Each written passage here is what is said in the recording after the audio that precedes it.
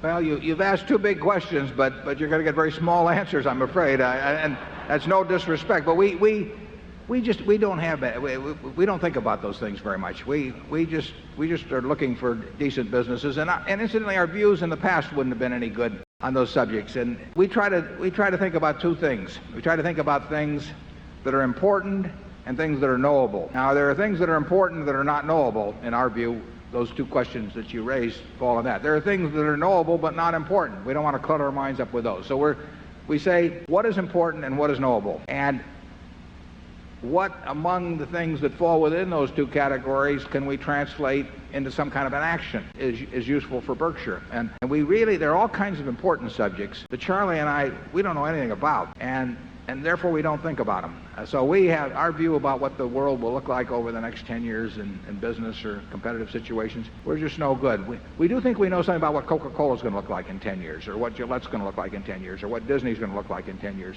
or what some of our operating subsidiaries are going to look like in 10 years. We care a lot about that. We think a lot about that. We want to be right about that. We're right about that. The other things get to be, they're less important.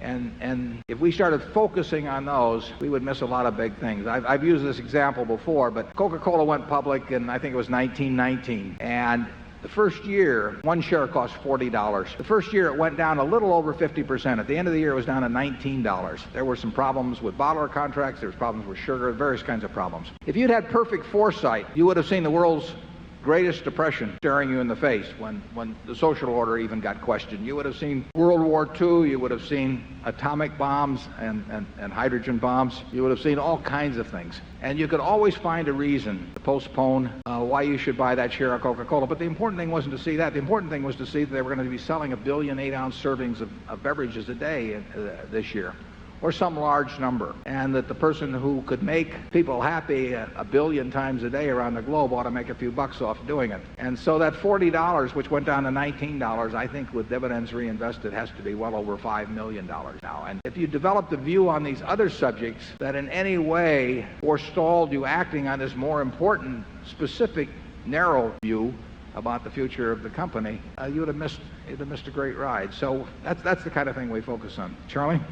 Yeah, we're not predicting the currents that will come, just how some things will swim in the currents, whatever they are. Good morning. My name is Ronald Towell. I'm from Brooklyn, New York, and very appreciative of your graciousness as a host for this wonderful weekend. My question has to do with the retailing industry, particularly the department stores and mass merchants. My question has two parts. Without resorting to comments about specific companies, may I ask your opinion as to the long-term prospects for growth and profitability of this industry group?